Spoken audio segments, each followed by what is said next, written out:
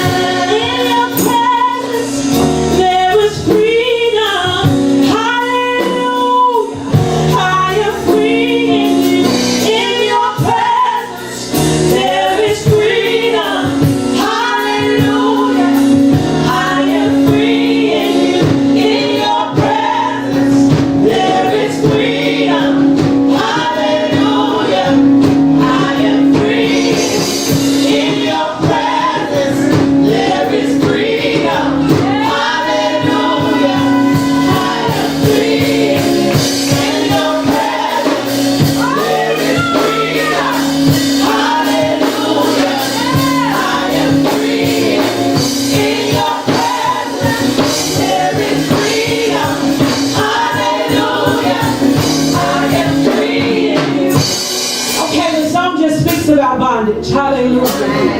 Hallelujah. And it's not something that we're just up here singing like, no more bondage. Hallelujah. I'm free. Hallelujah.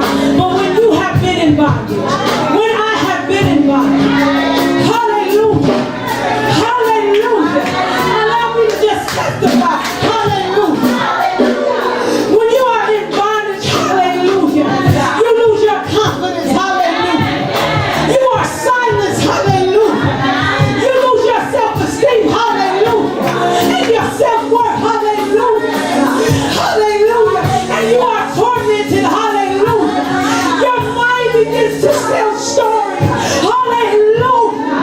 Hallelujah. And your false perception is your reality. Hallelujah.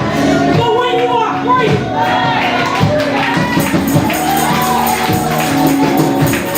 and I can be up here to you and say that I am free. Hallelujah. To lift my head. Hallelujah. To say hallelujah. Hallelujah. Hallelujah. Hallelujah. So for the very thing, hallelujah, that caused me shame and embarrassment, hallelujah,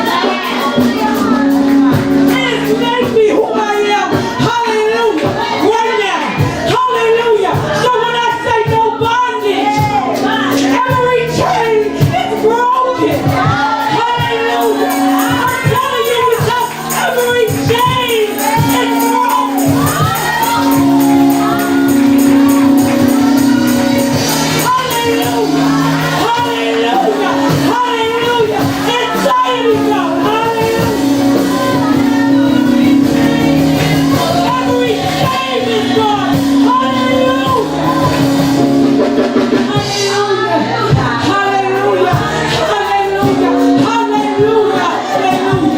Hallelujah. I encourage whatever it is that is keeping you bound. Hallelujah. I dare you to let go. Hallelujah. And it's going to be a faith walk. Hallelujah. It's not comfortable. Hallelujah. Hallelujah. And it don't feel good. Hallelujah. But I still walk with my head high. I still walk like my bank account is where it should be. I still walk like I got Jesus. No matter what the enemy does. Hallelujah. You cannot have my children. Hallelujah.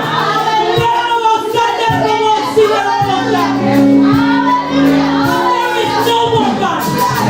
Hallelujah. Free, free. Hallelujah. Christian is free. Hallelujah. Christian is free. Hallelujah. Harris is free. Hallelujah. James is free. Hallelujah.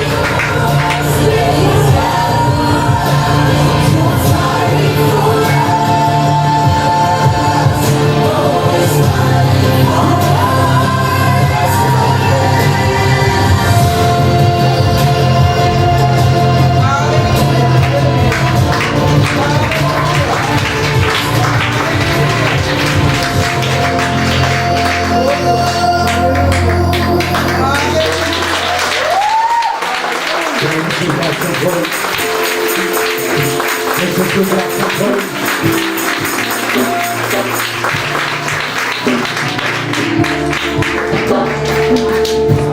Aren't you glad the Lord is fighting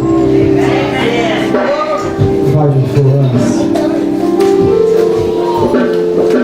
He won't hold back when it comes to his children. He's aggressive, fighting for us.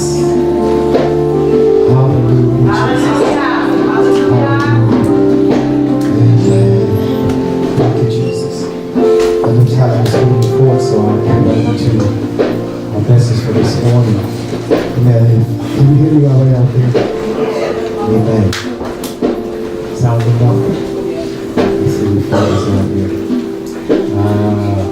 Don't know what to do. Hallelujah. Hallelujah. Hallelujah. Amen. Yeah, don't know what to do. Hallelujah. He's fighting for us. This morning I'm going to share with you, and I believe God has placed in my heart to talk to you about this title, "The Lord is my light." We're talking about in Psalms 27, "The Lord is my light." Can you just stand here for a moment? Grab your lead out of hand, and if you can give me a little monitor up front here, a little volume on the monitors here, we're just some things. Thank you, Jesus. Hallelujah. Thank you, Jesus. Father, we thank you for the presence that has permeated and filled this house. We thank you for the anointing that destroys every yoke. Thank you for the power to push through, Lord God, and to break every yoke. And God, it really is your power. We thank you, Lord God, for your grace and your strength. And as we stand here this morning, God, we're asking that you would simply speak through us, speak to us, and use us to be your voice. Use us, God, to be your hands and your feet. Use our heart to be the heart of others that you'll touch. God, we bless you, we thank you. We claim the victory in Jesus' name. Amen. God bless you. Good to see you. Proverbs says that the spirit of man is the candle of God. It's the light of God. It's what God's going to do inside of us. And so I want to just start out when I say to you that the Lord is my light. We'll get there in the 27th chapter Psalms here, but it is what God is going to do on the inside of us. And so I want to share with you just a little bit about what's going on in our world. And it seems like to me, and it may not seem like to you, but to me it seems like now more than ever before, people are more weary and more depressed. May 10, 2018, NBC highlighted a segment on this very subject, and they reported, and I quote, that major depression is on the rise from Americans from all ages, but is rising faster amongst teens and young adults. Blue Cross and Blue Shield said that 47% of diagnosed depression has increased since 2013. People are walking away from their places of employment, walking away from their marriages, walking away from even the church, more so today than they did in years before. When I was growing up, we were taught never leave a job without having a job. But today people show up in the morning and they go to lunch and that's it. Folk are still trying to figure out what happened. We don't even see you no more. They're just gone. They just had enough. They become discouraged, disenfranchised, and they become weary, even in the workplace. Marriages are in trouble. While the divorce rate in America is decreasing, studies show, but it's only because millennials are getting married and their marriage is seeming to last a few years longer. But the divorce rate amongst millennials are lower, but the divorce rate amongst individuals 40 years and older have increased. The sad truth is that folk have been together in marriages for decades, but they haven't really been together. They're just there on paper, just there to keep the bills done here, but they're not there. They're not really together. It's just not even a conversation. It's just there. One of them or both of them have checked out a long time ago. Not too long ago, maybe a week, maybe a month or so ago, I had a conversation with someone, and they were saying to me that their spouse told them that they're leaving, they're out, they've had enough. 27 years, they're like, you know what, just can't do this no more, I'm done. People are just weary, tired, don't really have that sense to stay in the middle of things here. If we give me that slide that says, don't become weary, I want you to see it, and well doing, for you shall reap a harvest if you faint not. What's happening? I really wish I could tell you it was something new, but it's not something new. It's the same thing that's been happening for a long period of time. And it's a spirit of weariness. Now originally I was going to preach this wonderful other message, shouting dance all the way through and through. The Lord said, no, I'm going to talk. He said, we're going to talk and we'll shout at the end. It's a spirit of weariness. I don't know if you understand. I don't know if you've ever been there, but the spirit of weariness. The Bible teaches us to be not weary in well-doing, for in due season you shall reap if you faint not. Amen. But sometimes the season seems so far in between the seasons. You've heard the saying that there is no rest for the weary. Jesus said, if you come unto me, all ye who labor and are heavy laden, I will give you rest. Before you become weary, before it becomes too much, come to me and find rest. Why? Because when you get weary, you stop looking for ways to make it better.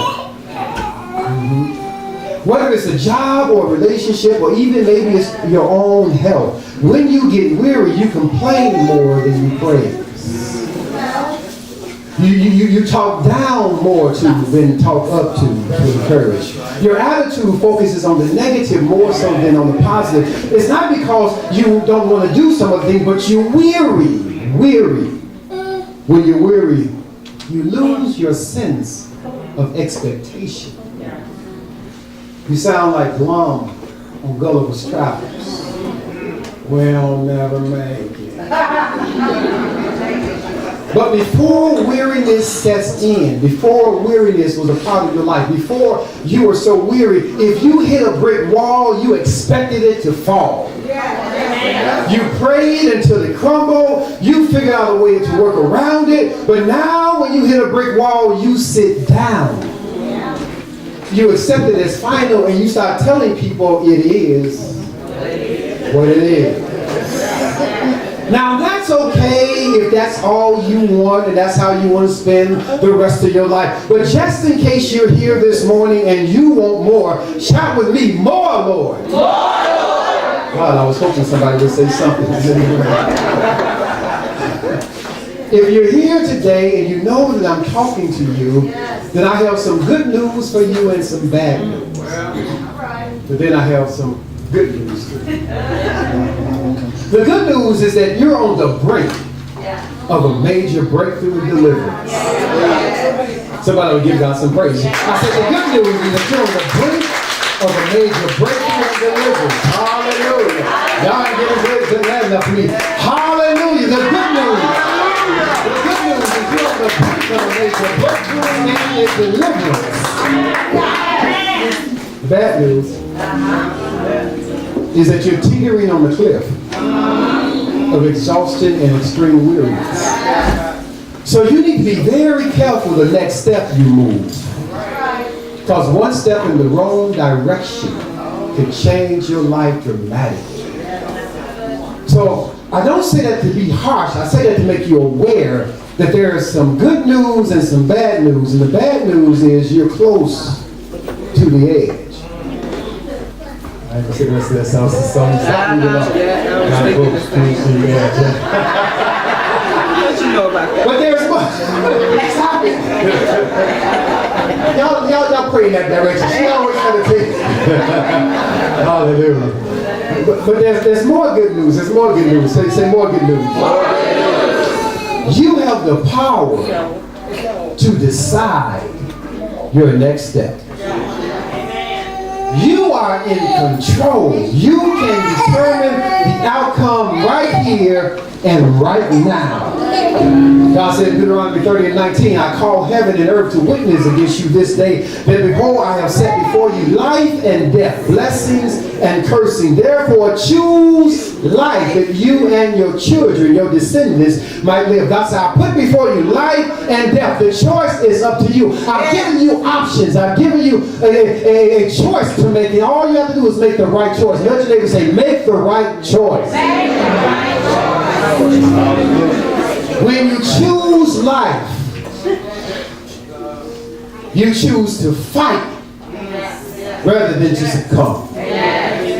When you choose life, you choose to change rather than go down the same pathway you've been heading for a long time. The choice is yours. Do something or just watch your life spiral out of control. When you choose life, you choose to live. Tell your neighbor, I'm going to live. I don't understand. I do understand, but I'm not in agreement with the folks who decide, well, I'm just going to die. I'm just going to roll up and no, baby. I don't care what, I don't care when, I don't care how, I don't care who, I don't care what you do or how you move. I'm going to live. Whether with or without, I'm going to live. I ain't dying because of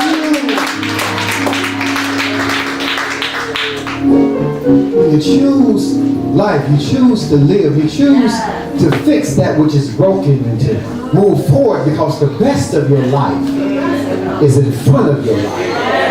The best of your life is in front of you. It's not behind you. The best of your life. God, I wish somebody would hear me. The best of your life.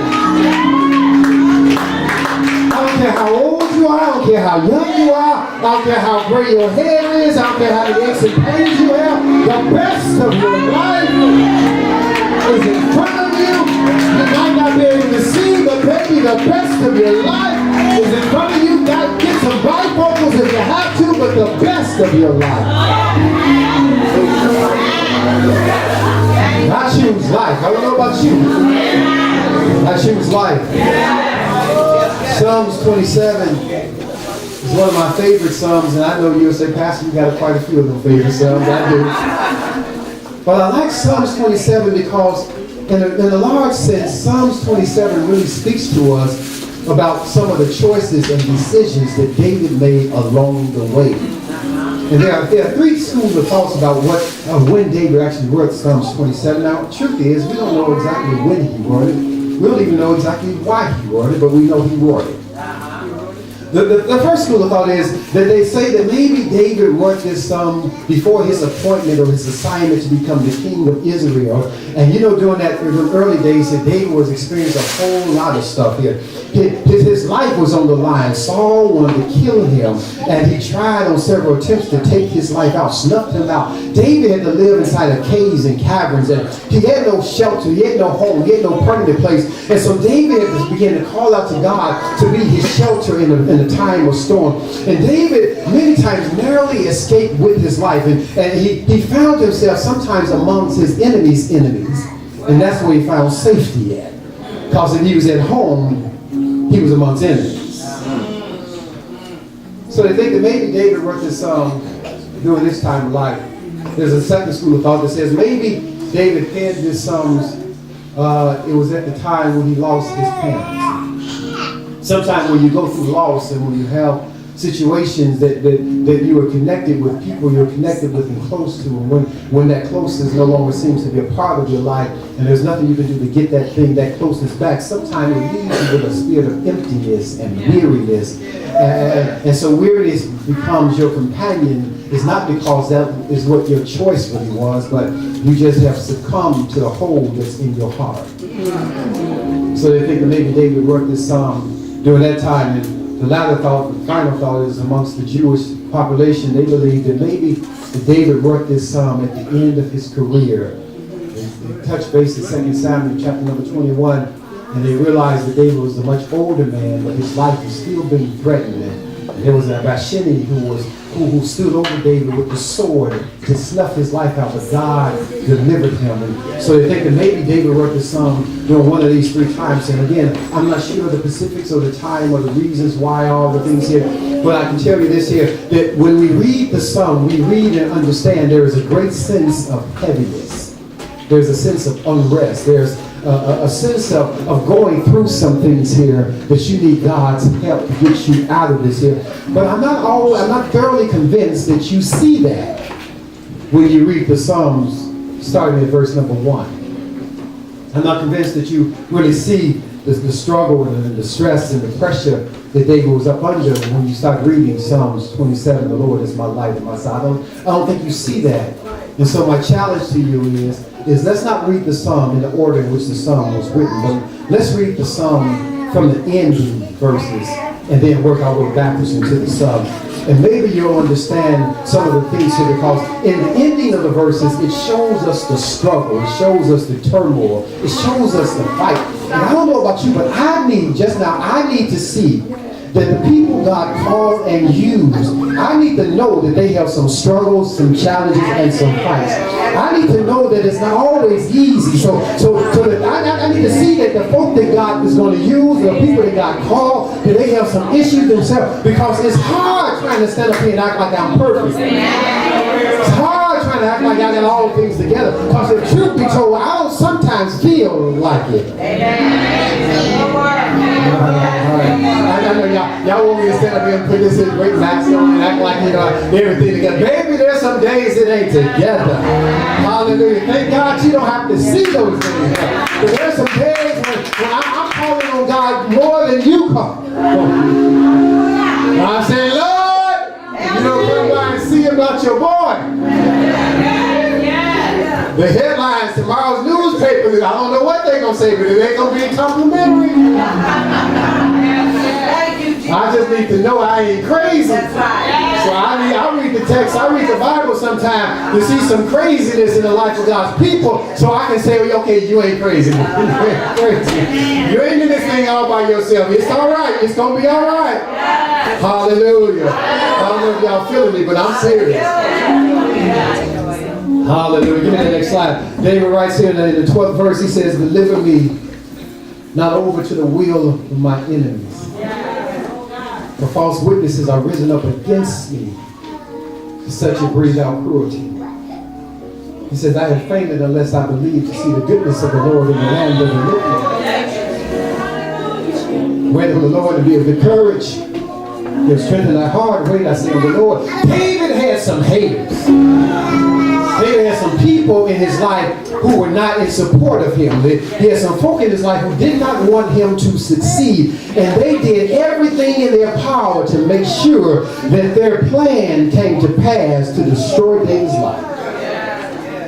They set him up, they lied on him, they were critical and hateful toward him, they pointed fingers at him, and they looked at him, and they talked about him, and it looked like they were winning.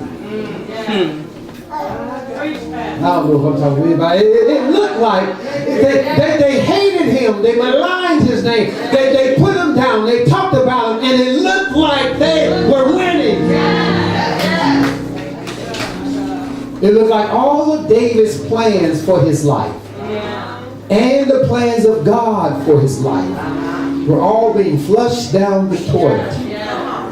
David was nervous to say the least, and sometimes he panicked, sometimes he made foolish mistakes, and other times he gave into his flesh and he disappointed himself and God. The walls were closing in on him. His life is now in jeopardy. And David cries out, if you go a few verses above that verse, David cries out to God for mercy and for an answer. He pleads with God, God, please show up on my behalf. He prays to God, please forgive me for my wrong and give me just another chance. He asks God to teach me what I don't know and lead me down the path that I should go. He prays and says, God, I need your help and I need your deliverance. I need your hand to deal with the hand of my enemies. I need you to move, God. I need you to fight. I need you to take care of some stuff. I need you to come down and comfort me, heal me, and help me, God. I need you to produce something in my life because my enemies are overtaking me. and my mind is not at rest. I don't know if you ever had a situation like that. Maybe you haven't, but my grandmama said, just keep a living. Had a situation where you ever felt like your life was crumbling right in front of you, and you don't know what to do. You tried everything you know how to do and nothing worked. You call everybody you know how to call, and still you in trouble. Still the stuff doesn't change. Still life is a wreck. Still going through issues, and still can't find nothing here to change anything here. And so David cries out, and maybe you cried out, God, show me your face.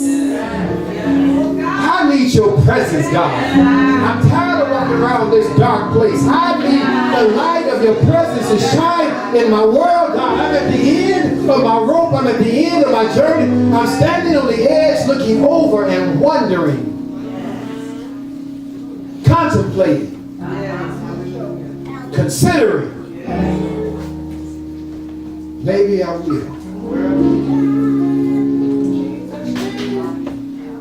Is this how my story ends? My God, my God, my God, my God. But then out of nowhere, a word comes up. And you remember a scripture that you heard, or you remember a sermon that was preached, and maybe even God begins to speak to you, and he tells you it's going to be all right. You're standing looking over, and all of a sudden you remember, you hear something, and the word suggests it's going to be all right. Like Simba. Y'all remember Simba? In the Lion King? He was running in the wilderness. He was weary. He was wanting to understand what was going on in his life.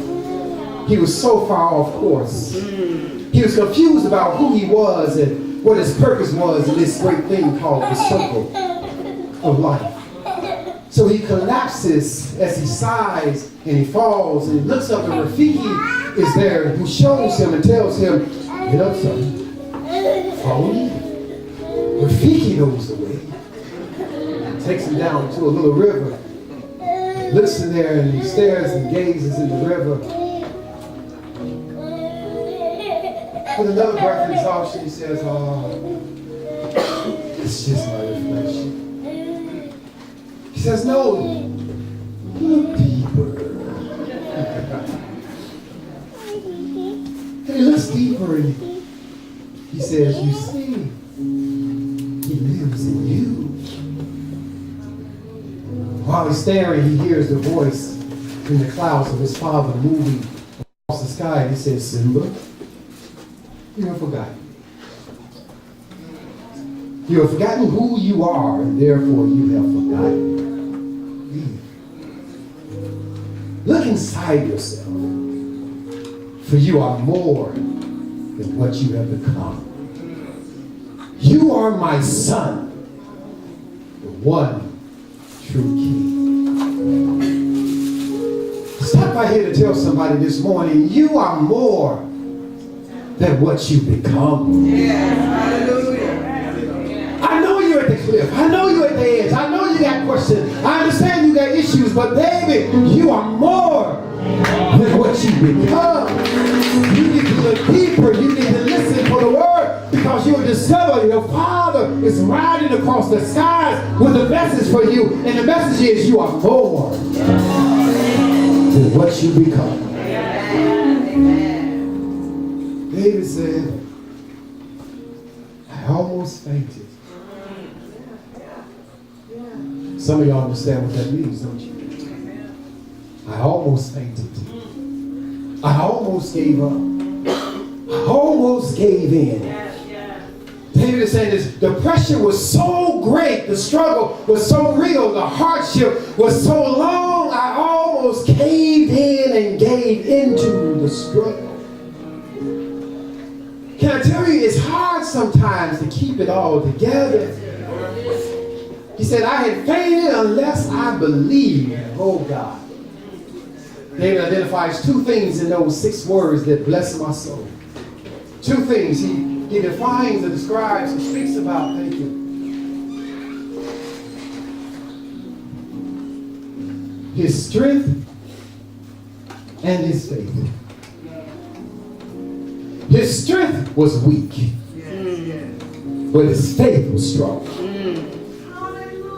Now, I live long enough to know that it's impossible to always be strong. I just might want to tell you, blow y'all away. It's impossible to always be strong. I ain't talking, you Superman, baby, I understood. I learned kryptonite is real. It's impossible to always be strong. Sometimes your strength will fail you, and you, yes, you. Nudge your neighbor, say, you, I'm talking to you. You are going to be weak. Saved, sanctified, and healed up. Weak.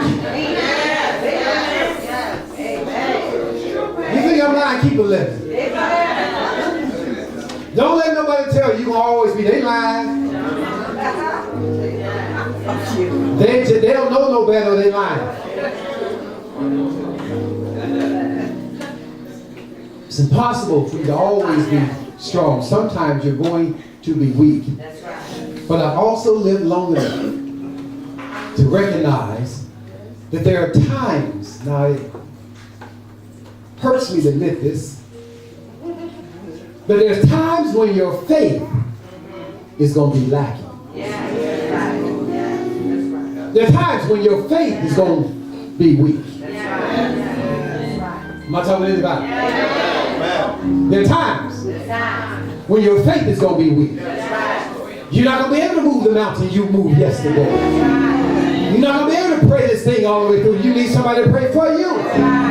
Faith is going to be weak. You want to believe God, but you just can't muster up enough to say, well, I trust you, God. Your faith is going to be weak.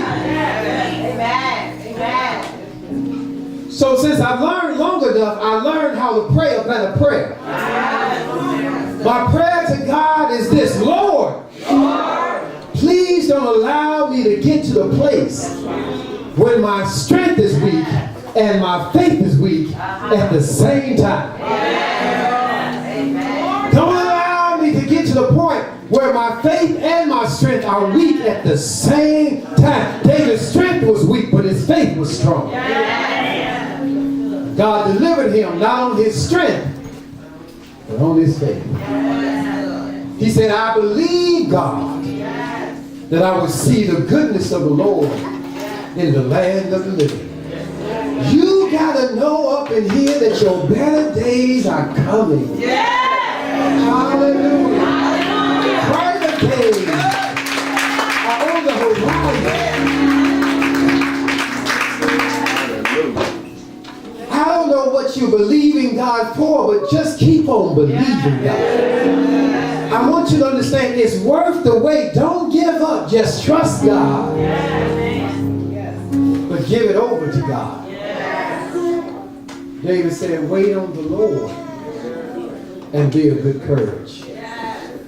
You see, you're waiting on the wrong one. Maybe you're waiting on the wrong thing. Wait on God. Wait patiently on the Lord. And can I tell you, He'll fix it. God will take care of you and take care of the way for you to go. God will make a way for you if you just wait on Him. So wait on the Lord. Believe God. Trust Him. And God will do what God promised He would do. Maybe your today is looking kind of dim. And so maybe your issue is situation is kind of bleak here. Maybe you and your spouse don't even get along. Since I started with a spouse, let's end this. Maybe he or she don't treat you right and you have had enough. That's just real talk. That's real talk. And to make matters worse, every time you go to the grocery store, the clerk at the store, y'all gotta watch them clerks. Watch them clerks. Just watch them. The clerk in the store starts flirting with you and reminds you, you still got it. So now every chance you get to go to the store, since you ain't giving the word a compliment at home, you just walking there like, hey, I'm listening. Girl, you still got it. Watch the clerks. Maybe that's not you. Maybe you're feeling the pinch of a shrinking paycheck and an ever-increasing mountain of debt. Maybe it's the recent tax law changes that have left you wondering, what are you going to do? The refund, I'm talking to you, Sister Lisa, I hear you. The refund that you were counting on is like Scarlett O'Hara. Go with the wind. And to make matters worse, now you find yourself standing in line at the local gas station, waiting to pay for the gas, and the attendant, and the clerk, watch the clerk, asks you a question in the form of a statement, and the statement is, so no lottery ticket today? The jackpot is a cool $3 million. And your mind quickly asks yourself the question, what could I do with $3 million? The other side of your brain comments to the other side to ask the question. Boy, am I talking to everybody here.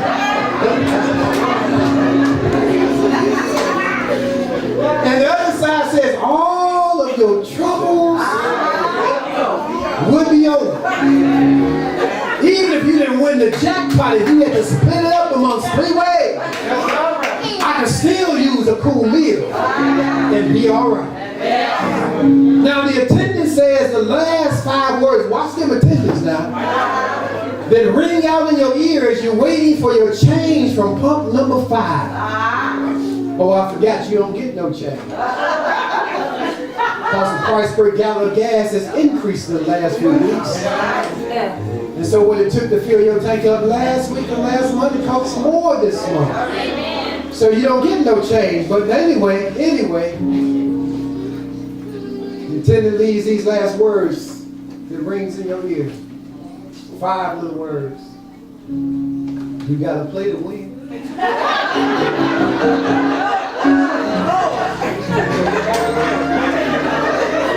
All right, watch the attendants. They'll mess you up if you're not careful. You gotta watch them. You gotta play to win. You walking out the gas station thinking, you gotta play to win.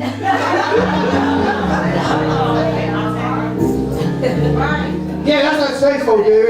Well, you know what? I'll pay my tithe. I'll give God 10%. You probably wouldn't, but anyway. David learned, that slide. David learned, or the next slide before last, David learned the secret is in the waiting. For they that wait upon the Lord shall renew their strength. They shall mount up with wings like an eagle. They shall run and not be weary. They shall walk and not faint. David discovered the secret was in the waiting for the Lord. Yes, yes. He discovered that the secret is in believing. He said, I believe to see the goodness of the Lord in the land of the living. For God is not a man that he should lie. Neither is he the son of man that he should repent. If God spoke it, he'll bring it to pass. If God said it, he'll make over his word good, because he watches over his word to perform it. David discovered the secret is in believing what God said, because God is still in 2019 Jehovah Jireh. The Lord provides. Jehovah is still. He is still Jehovah Ramah. He is still Jehovah Shammah. He is still your healer, your battle axe, your presence. God is still a very present trouble from now unto him who is able. Nudge your neighbor, say he's able. I don't know what you're up against, but he is able. What is he able to do? Exceeding and abundantly above all you ever ask or even think. He is able. Don't tell me what my God cannot do. He is able. Back up against the wall. God is able. Under all kinds of affliction, God is able. Can't see the way out. God is able. Don't know which way is up and which way is down. God is able.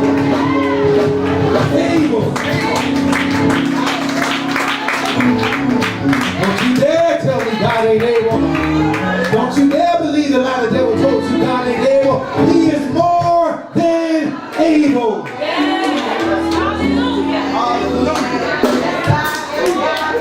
Said, I'll keep you from falling and present you faultless before his presence with the glory and exceeding great joy. To the only wise God, our Savior, be unto him glory, majesty, and dominion. Does your neighbor say he's able? Finally, David understood that the secret is in knowing who you are and whose you are.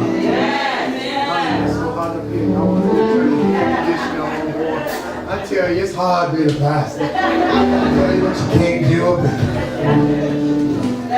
Oh, God. The secret is in knowing who you are and whose you are. You don't have to know who you belong to. You have to understand what God says you mean to him. For God thinks you're worth dying for. He thought you was worth saving. Thank you, Lord. Thank you, Lord. Don't believe the lie. Don't even believe, how you may be feeling about what's going on in your life right now. Believe what God says when you can't see what God says. You have to know I am the head and I'm not the tail. I am above and I'm not beneath. I will always have all sufficiency in every good thing to be able to give a good unto the Lord. And if I give, it shall be given unto me, good measure, pressed down, shaken together, and running over. So I'm not broke, I'm just in between blessings. Because I'm a king's king. Let me close. Now we go to the top of the Psalms. Now I hope you can understand a little bit greater about the plight of David's struggle. And so now David opens up this psalm and he says to us, the Lord is my light. And the Lord is my salvation. The candle that lights my life is the Lord. The reason for my hope is because I'm in darkness, but I see light. Hallelujah. Because weeping may endure for the night, but joy is coming in the morning. And I'll push on through this thing just a little bit further. The Lord will show up. He is my light in times of darkness. He is my deliverance, my salvation in times of struggle. Whom shall I fear? The Lord is the strength of my life. Whom shall I be afraid? When the wicked, even my enemies and my foes, came upon me to eat of my flesh, they stumbled and fell. Why? Can I tell you, they have to fall. It's not a question. I don't even become surprised anymore that they fall. They have to fall. Why? Because they're standing in front of me, but they're standing before God. And no matter how strong they are, they're not stronger than my God. So when they come at you, the Bible says one way. God, can I get any help up in here? When they come at you from the left, God said they'll start fleeing all kinds of ways. When they come in one direction, God said they'll be looking for 7 ways to flee. When the wicked, my enemies, and my foes came upon the eat of my flesh, they stumbled and fell. God said, I'll take care of your enemies. I'll take care of the folk who stand up against you. I'll handle it. Though a host should encamp against me, my heart shall not fear. The war should rise up against me. In this will I be confident. One thing have I desired of the Lord, and that will I seek after, that I might dwell in the house of the Lord all the days of my life. To do what? To behold the beauty of the Lord and to inquire in his temple. See, some folks don't want you to get in the temple of God. Some folk would love you to stay outside of the church. But you got to understand where your help comes from. I know you say I can get it at home. Baby, it's not the same at home. I know you can turn on the internet and you got, but it's not the same. There's something about coming into the presence of God. You can feel the power, the anointing flowing over something here. But I get all that. But you know what? There's a difference when you up in here. You sit at home, got your house shoes and pajamas on. Tell me, I had my church today. What sacrifice that you made to get in the presence of God? I don't have to do all that. Well, what if Christ said I don't have to go to the cross? That's too much. I think I'll just do it in pretend time. Thank you, Jesus. All right, leave that alone. One thing I'm just not going to go. Verse number 6, and I'm almost done. For in the time of trouble, he shall hide me in his pavilion. In the secret of his tabernacle shall he hide me. He shall set me up upon a rock. For in the time of trouble, is there anybody here that got trouble knocking at your door? For in the time of trouble, he shall hide me in his pavilion. In the secret place of his tabernacle, he will cover me. He'll cover you. He'll cover you. So the weapons that are formed against you, the darts that are coming at you, that are formed against you, but he covered you. It's not that the enemy didn't come. It's not that the gun wasn't cocked and the trigger pulled. It's not that the bow and the arrow was not released. He covered. Covered. The reason why no weapon formed against me was able to harm me, it wasn't that it didn't come, that he covered.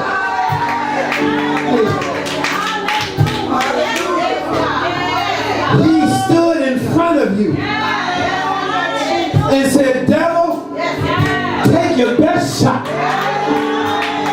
He covered you. You didn't see him when he walked in front of you. You thought he was still behind you, but he stepped way up in front of you and did this.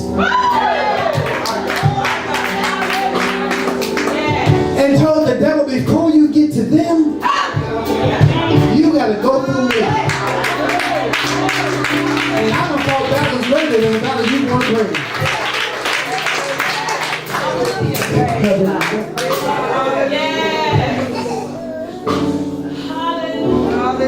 He that dwelleth in the secret place of the Most High God shall abide under the shadow of the Almighty. I will say of the Lord, he is my refuge, my fortress, my shield, my God. In him do I trust. And 1,000 I'll watch, they'll fall at my side. And 10,000 I'll watch, shall fall at my other side. But when the stuff starts trying to come real close to me, it won't even come nigh my dwelling. Why? Because I trust in his everlasting arms. And I put my care in him.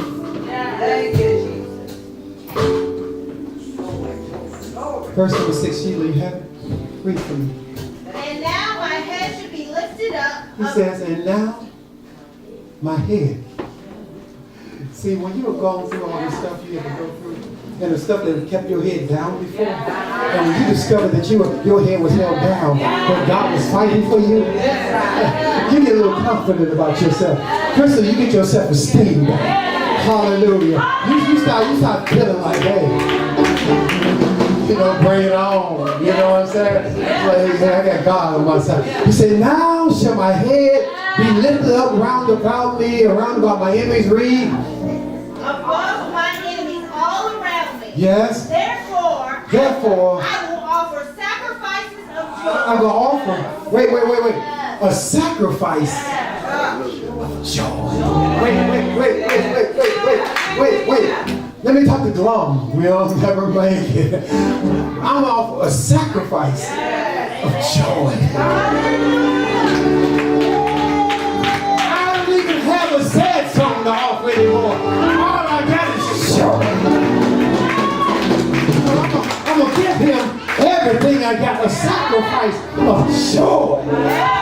I'm in hot water, but I got joy. I'm underwater, but I got joy. I can't see the light of day, but I got joy. I'm offer to him a sacrifice